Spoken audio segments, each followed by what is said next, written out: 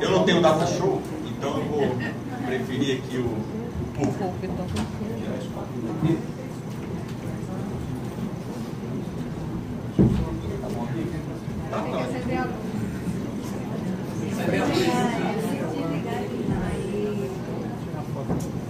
Pessoal, eu quero aproveitar aqui, já que o livro está aqui em cima e a gente fica falando, então vamos provar um pouco do que está aqui para quem nunca leu. Eu vou dar autógrafo e dizer que esse é meu, tá? A gente ouve tanto falar do Olavo e assim, o Olavo foi um autor que eu... Obrigado. O Olavo foi um autor que eu conheci muito tarde, né? Eu poderia ter conhecido antes.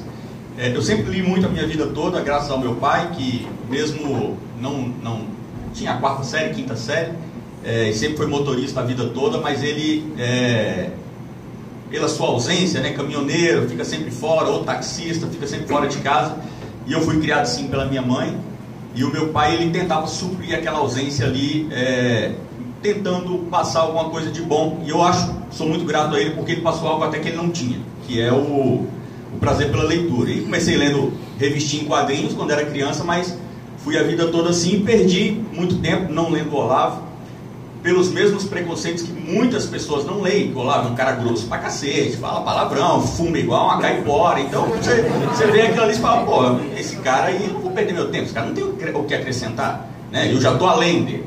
E aí quando eu comecei a ler o Olavo, eu vi o zero à esquerda que eu era. E aí eu quero ler aqui apenas um trechinho de um artigo que está nesse livro, que está aqui na página 604, e ele tem um artigo chamado Pela Restauração Intelectual do Brasil. Ele fala o seguinte: nenhum ser humano ou país está mais louco do que aquele que acredita poder resolver todos os seus problemas primeiro para tornar-se inteligente depois. A inteligência não é o adorno do vitorioso, é o caminho da vitória. Não é a cereja do bolo, é a fórmula do bolo. Quando chegarão os brasileiros a compreender uma coisa tão óbvia?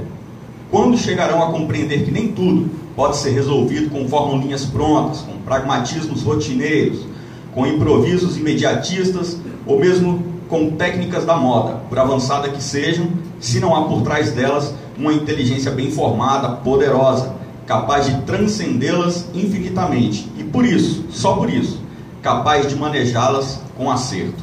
Eu sou muito grato ao Olavo, e eu sei que o movimento todo, essa onda conservadora que a gente vive no Brasil, é uma onda muito graças ao trabalho que ele fez. E o Olavo tem um termo que é praticamente aí o termo que é dominado por ele, que é o tal da guerra cultural. Como eu conheci o Olavo tarde, também comecei a ter contato com essa questão da guerra cultural tardiamente, mas sempre fui muito curioso nessa matéria de leitura. E as pessoas falando sobre guerra cultural, eu falei, pô, eu vou ler esse trem para saber o que é, né? E comecei a ler diversos autores diferentes. E quando me convidaram aqui para o evento, falaram, não, vai lá, Fernando, e palestra sobre a guerra cultural. O seu tema é guerra cultural, mas é tranquilo, né? Vamos falar sobre guerra cultural, então. Falando sobre guerra cultural, assim, eu acho que o principal é que as pessoas entendam, além do óbvio, do que é a guerra cultural, a necessidade de que você também tem um papel nessa guerra cultural e de que você precisa entrar nela, e ser um combatente nessa guerra cultural. O meu objetivo aqui é ter sucesso nisso daí.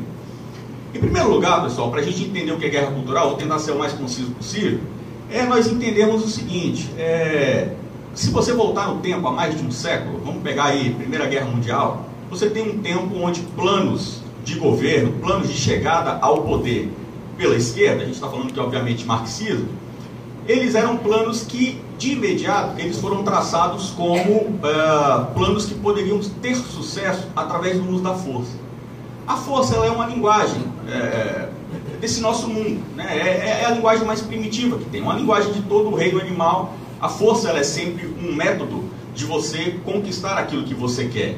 Nós somos diferentes das outras espécies, a gente tem a inteligência, tem o convencimento, tem a arte da sedução, nós temos diversas outras formas. Mas no reino animal inteiro, a força, ela é uma linguagem, ela é uma forma de você conquistar sucesso nos seus planos. E o marxismo, a primeira tentativa que foi utilizada foi a tentativa da força. Quando a gente pega a Revolução Russa, a Revolução Bolchevique, a gente tem sempre aquela história, no final resumindo, a gente tem sempre a história do paredão. Ó, queremos tomar o poder, vamos pegar os opositores, coloca no paredão, dá um tiro nos caras, acabou, é nosso. Então, tentaram essa metodologia, conseguiram, em alguns lugares deu certo, mas ao longo do tempo a força ela encontrou um inimigo muito forte. E é interessante você ler sobre isso, você ler sobre a Primeira Guerra Mundial, você ler sobre a Revolução Russa. Por quê? Hoje nós temos todo um movimento pacifista. E foi um movimento pacifista que começou antes da Primeira Guerra Mundial. E é interessante porque o movimento pacifista ele é vendido hoje como um movimento que pôs fim à Grande Guerra, a Guerra das Nações. E quando você lê, você vê que na verdade não foi nada disso. Quem colocou fim no uso da força foi mais força. Quando o mundo conheceu aquela explosão, aquela bomba atômica, foi uma coisa tão grandiosa, foi uma violência tão absurda, foi algo tão brutal, que as pessoas olharam e falaram: ok, ou a gente para com essa palhaçada, ou vai dar merda para todo mundo. Vai todo mundo se ferrar. Não adianta a gente ficar nessa briguinha. Quem tem filho, a gente está falando sobre educação, falando sobre criança, quem tem filho sabe, quando você tem mais de um, e os menininhos pequenos, 4 anos, 5, 6 anos, estão saindo no tapa ali, estão se matando, você chega em casa, tá menino rolando no chão, os moleques, os meliantes rolando no chão, se matando. Você olha ali, se tem uma mãe, né, geralmente assim, tem a mãe boazinha, o pai mal, ou o pai bonzinho e a mãe mal, sempre tem o bad cop, good cop ali. Então, você chega em casa, tá lá os moleques rolando e a mãe, para com isso, e os moleques se matando, engalfiando e tal. E a mãe lá, aí o pai chega. O pai chega, puxa logo o cinturão, que palhaçada é? Na hora os moleques... Mas por quê? Quem era o pacifista dos dois? Era o pai ou era a mãe? A mãe era pacifista. Né? Pode ser o contrário, estou usando só um exemplo. O que a gente tem que entender, pessoal, é que o pacifismo, a paz, ela não é a forma que você estabelece ela mesma. É justamente o uso da força, é o uso da autoridade. E isso foi compreendido pelos comunistas. Essa lição foi aprendida pelos comunistas. Os comunistas viram que o paredão ele funcionou em algumas situações, mas não funciona mais. E aí eu vejo hoje na política brasileira algumas pessoas falando assim: Fernando, a situação não vai resolver, o lance lá da dor de barriga. A situação não vai resolver, Fernando, pelo amor de Deus. Já recebi 1 milhão de mensagens. Onde é que você acha que você vai chegar com esses seus livros? O que você acha que você acha que você vai conquistar com o Olavo de Carvalho? O Olavo de Carvalho tá velho, gordo, lá na Virgínia, lá, pô, o que você vai... Então assim, é aquele pensamento de que o que vai resolver no Brasil é o braço. Por que ele está nessa merda toda? Porque não tem macho nesse negócio, né? O Brasil nunca teve homem, só tem frouxo. Então o Bolsonaro tem que chegar lá no STF e chutar o STF. O Bolsonaro tem que chamar o Mourão, tem que chamar o Heleno, invade aqui no STF, lá invade o Congresso, mete um chute no saco do Maia, mata esses caras tudo. Eu quero ver se não resolve. Dá vontade de dar, hein? Não, dá vontade de dar,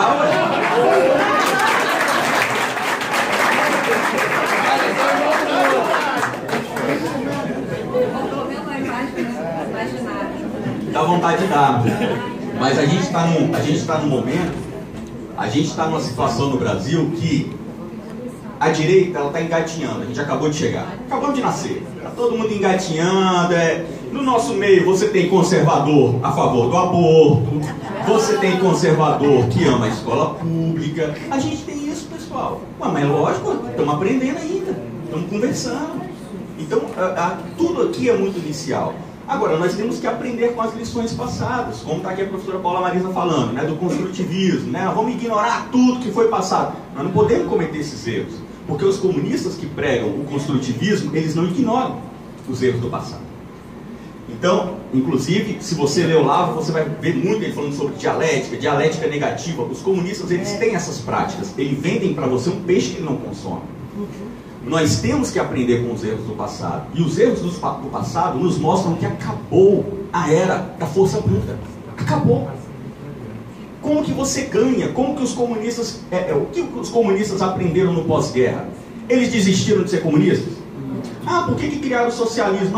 Viram que o comunismo é uma porcaria e desistiram, agora eles querem socialismo. Aí depois viram que o socialismo é uma porcaria, não, agora a gente quer progressismo. Não, o progressismo é uma porcaria, vamos agora para o New Left, vamos agora para os liberals norte-americanos. Não, eles nunca mudaram o plano deles. O plano deles é o comunismo. Porque eles só entendem que só o comunismo vai resolver os problemas da humanidade. O que mudou? O método. O método mudou. Porque o comunismo, o comunismo ele se utiliza do método da força bruta. Mas no pós-guerra eles entenderam, gente, força bruta não dá mais. Fidel foi um dos últimos aí que conseguiu, na porrada, resolver os seus problemas. E é aí que você começa a falar sobre guerra cultural. Se eu não resolvo, se eu não chego no poder dando um tiro na cabeça dos meus opositores, o que eu vou fazer? Como é que eu vou tomar o poder? Bolsonaro está lá, pô, como é que eu vou tomar o poder se não for com o ADEC? Eles começaram a ver outras alternativas. Vamos conquistar o poder conquistando a população. Gente, os autoritários, a esquerda, os comunistas, o PSOL, o PCdoB, PCO, todos esses caras, e muito mais, esses caras, eles precisam do voto. É algo assim, à primeira vista, paradoxal. Bom, como que logo os autoritários precisam de voto? Precisam. Eles precisam mais de voto ainda do que os conservadores. Porque os conservadores eles já têm um coração, né? Como na palestra anterior a gente estava vendo. Os conservadores eles alcançam o coração. Quando você fala sobre aborto, você troca 5 minutos de conversa sobre aborto, a outra pessoa fica tocada. Ela pode ser quem for. Os temas do conservadorismo eles são muito caros à humanidade, às pessoas do mundo real. Nós temos que entender que a guerra cultural ela é uma guerra que se dá em diversos campos diferentes, mas todos eles com o mesmo objetivo: a conquista da sociedade, para que a sociedade chegue em um momento onde ela, pela sua compreensão, pelo seu modo de ver a vida, ela já seja uma pessoa suscetível a ceder o poder para o comunismo. O socialismo ele não é nada mais do que isso, o progressismo ele não é nada mais do que isso. Formas de você ver o mundo, formas de você entender o mundo, que preparem a sociedade para que a sociedade aceite o comunismo. Imagina hoje você chegar nos Estados Unidos, todo mundo com iPhone X, você chegar lá e falar: pessoal, vamos todo mundo mudar para o comunismo? Vamos todo mundo aí, agora não tem mais propriedade privada, agora não... O cara vai rir de você, até os comunistas vão rir de você, os comunistas da Quinta Avenida, né? Manuela Dávila, tá? Ninguém vai gostar disso, porque não tem sentido, todo mundo gosta de iPhone, né? Quem não tem quer ter, ou você tem ou você quer ter. Então o comunismo ele não convence mais. Não adianta mais você chegar e tentar seduzir os Estados Unidos, seduzir o Brasil também, né? Nem a China mais consegue seduzir com o comunismo, a gente está vendo lá Hong Kong, a briga toda que está acontecendo. Então você precisa preparar aquela sociedade. E essa preparação ela é feita em diversos campos diferentes. É essencial que todos nós entendamos o seguinte: o comunismo, no pós-guerra, ele foi tendo diversas compreensões. Esses caras trabalham muito. Isso aqui que a gente está fazendo, a gente está aqui, pô, todo mundo aqui em êxtase, maravilhoso. Eu estou em êxtase, né? Maravilhoso, um evento maravilhoso. Isso aqui é dia a dia dos caras. Eles vivem disso aqui. Isso aqui para eles é feijão com arroz. Pô, vou na reunião do partido, vou na reunião do sindicato, vou na convenção, no fórum, vou no não sei o que de debate. Isso aqui é o dia a dia do comunismo. A diferença é que a esquerda, ela trabalha com um sistema que é diferente do sistema da direita. Nós estamos aqui fazendo o quê? Nós estamos fazendo aqui uma transmissão de conhecimento. Então a gente pega algumas pessoas que veio a calhar, leram alguns livros, que outras pessoas não leram, a gente vem aqui, troca uma informação, no fundo a gente quer o quê? Que todos aqui tenham conhecimento. Porque nós acreditamos que nós construímos um país. A esquerda é diferente, a esquerda ela tem um método que é o método da hierarquia, eles têm uma cadeia de comando. Então a esquerda não quer que o militante de esquerda leia. Ele faz isso daqui para falar: pessoal, eu vou falar para vocês o que é guerra cultural. E eu não cito Olavo, não cito porcaria nenhuma. Eu ensino vocês. Eu mostro para vocês o que é guerra cultural. E você vai acreditar em mim. Porque você é militante, eu sou chefe de gabinete, o outro é chefe de diretório, o outro é o diretor, não sei o quê. Então a esquerda ela trabalha com essa hierarquia. A direita não tem hierarquia, nem pode ter, porque a gente prega liberdade individual. Então aqui ninguém está acima de ninguém, né? É Brasil acima de tudo e Deus acima de todos. Então nós estamos todos aqui compartilhando, e é necessário que você tenha inteligência, porque quem vai construir o país é você. Eu vejo lá no canal ainda uma dificuldade de algumas pessoas de compreensão, mas isso vai acabar, e já estamos muito melhor que em janeiro de 2019. Pessoas acreditando que, poxa, elegemos o Bolsonaro, agora o Brasil vai mudar. Eu digo a vocês, não significa nada.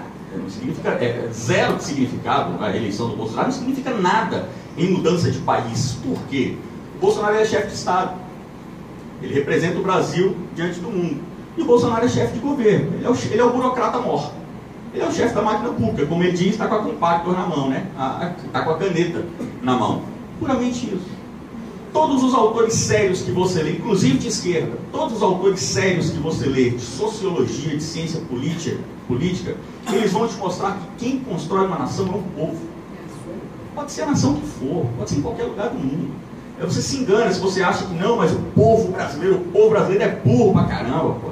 Gente, você acha que o povo dinamarquês, eles acordam de manhã e leem Shakespeare?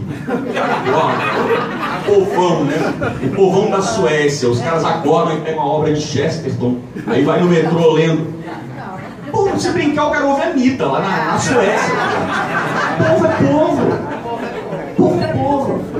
Então, o povo, você não pode se preocupar com o povo. Você tem que se preocupar com você.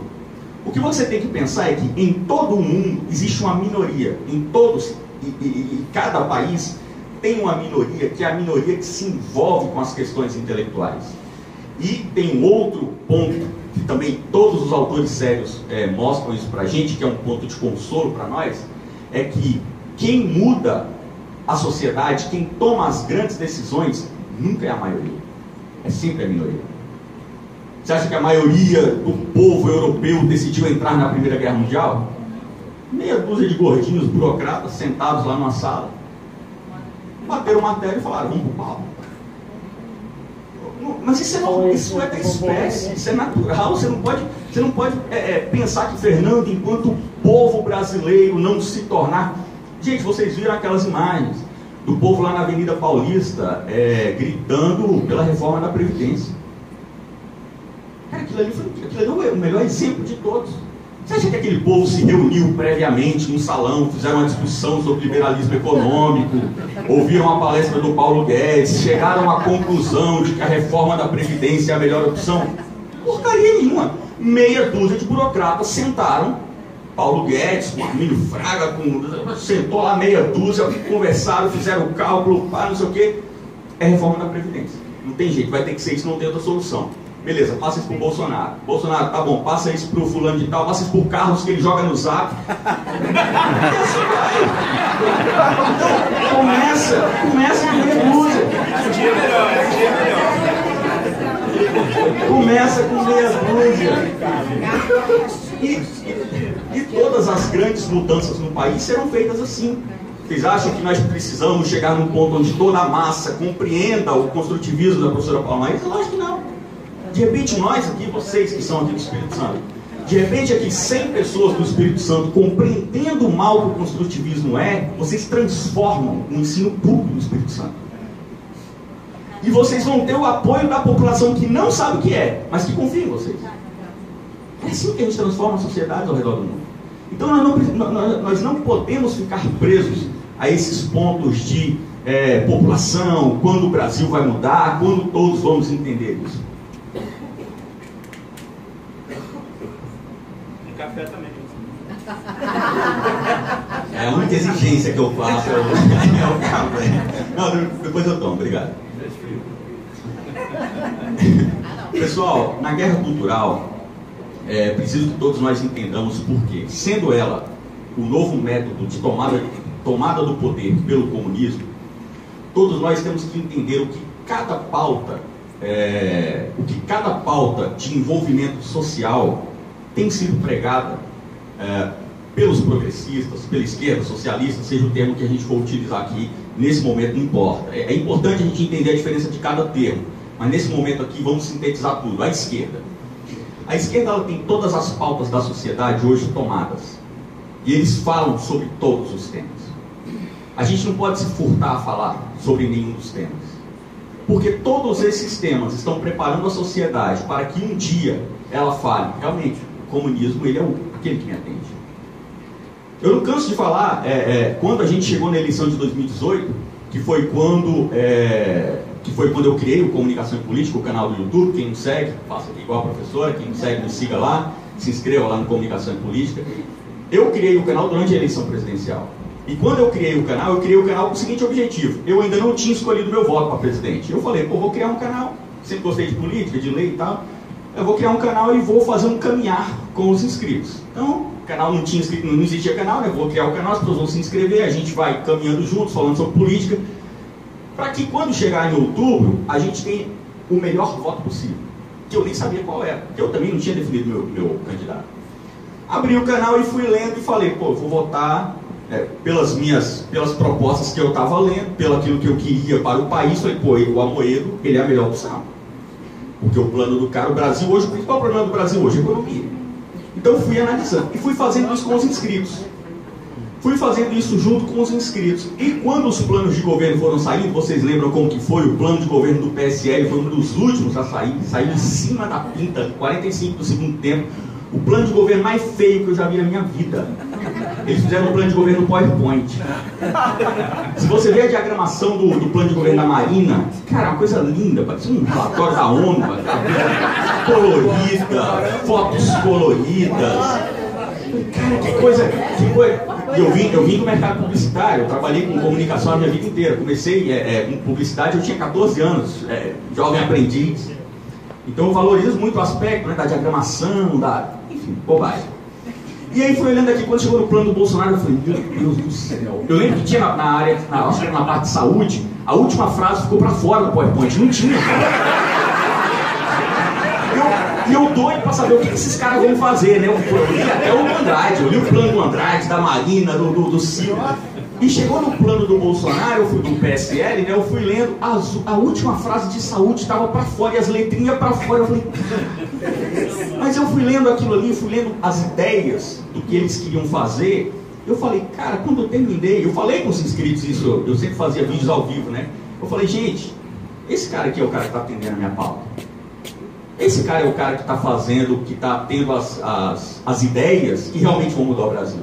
O Bolsonaro, desde o início, vocês lembram da campanha dele? Aquela historinha do Poço Ipiranga? Não, pergunta do Poço Ipiranga, que era o Paulo Guedes. O Bolsonaro, desde o início, ele deixou claro que o plano de governo dele é uma aliança entre conservadores e liberais. Mas desde o começo. Ninguém pode dizer que foi enganado. Ninguém pode chegar hoje, não, mas tem liberais no governo. Desde o começo a pedra está cantada, irmãos. Você não entendeu, não pode dizer que foi estelionato eleitoral. E nasceu agora a Aliança pelo Brasil, que ainda, algumas pessoas ainda não entenderam, mas não é uma aliança do Bolsonaro com o Brasil. É uma aliança dos conservadores com os liberais, pelo Brasil. Nós temos que entender esses pontos para que você saiba o que está acontecendo no cenário político brasileiro hoje. A esquerda, ela sabe que hoje ela não tem mais chance. Vocês acham que o Lula acredita que ele ganha a eleição em 2022? Não acredito. O Lula, se ele se candidatar a prefeito de São Bernardo, talvez perca. Isso é a realidade. Eu não estou dizendo que ele está acabado, porque o Lula ele tem uns 22, 24% de eleitorado, que ele pode aparecer amanhã matando criancinha, esse eleitorado vota nele. Então esses 20% você esquece, você não conta com esses caras. Esses 20% já era, Deus no céu e Lula na terra. Então esse ponto, como o Bolsonaro também tem o percentual dele, mas o Lula tem esse percentual, você ignora esse percentual. O que eles estão fazendo, pessoal, no Brasil é uma agenda, e eu quero comunicar isso aqui para vocês, para quem não me segue lá no canal, obviamente não escutou eu falar isso, eu moro em Brasília e, infelizmente, tenho aí uma convivência de estar ali perto da política, né? Hoje eu até me afastei mais, enchi o saco desse negócio, não dá... eles não têm o mesmo ritmo que a gente, não adianta você que é pai, eu tenho filho, você está em pânico, você quer resolver o problema. Aí você vai lá conversar com um deputado e ele, porra, é mesmo? Eu concordo. Deputado de direito, falando de gente dos nossos. Não, concordo, mas você tem razão. Eu tenho uma reunião agora, aí semana que vem, segunda, tem a próxima, você vem. Eu falo, cara, eu já penso na minha filha está lá na escola agora, eu quero resolver o problema agora. Então assim, eu desisti. Deixa eles lá, cada um na sua área. Deixa eles lá tocando a realidade deles, a gente toca a nossa aqui. O que está sendo construído no Brasil é uma preparação de terreno.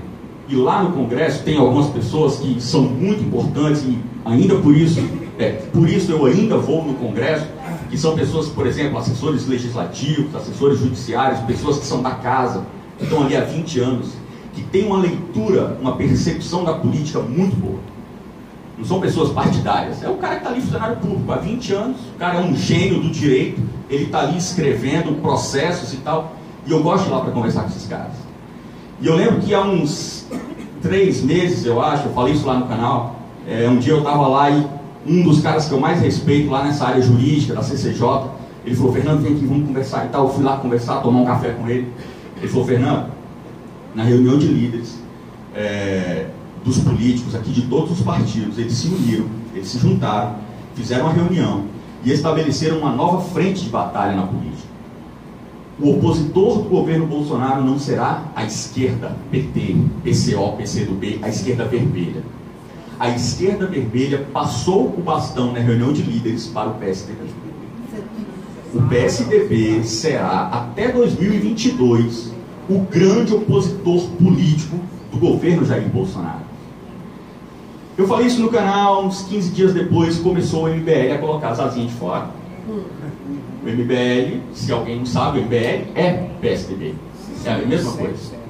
Eles trabalham, é um braço, que inclusive é um estilo, falando de estilo e de estratégia, é um estilo que nós temos que ter.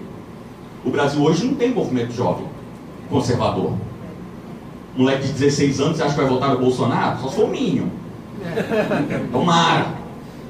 Agora, o moleque de 16 anos, ele hoje não é um alvo nosso, tem que ser. Uma coisa que eu morro de vergonha sempre que fala, e morro de vergonha principalmente porque é real, é isso que a professora Paula Marisa falou aqui. Leiam com seus filhos, tem a coleção Vagalume. Cara, a coleção Vagalume eu li quando eu era moleque. Quer dizer que dos anos 80 para cá não se produziu nada de literatura conservadora no Brasil. Como que pode? É pra gente ter vergonha de dar um escaravelho do diabo lá pro filho ler. A Ilha Perdida eu tenho, a Ilha Perdida eu dou para meus filhos lerem. Eu tô com vergonha. Pois é, aí você vê, olha a lacuna que a gente deixou. Agora, nós precisamos atacar nesses pontos.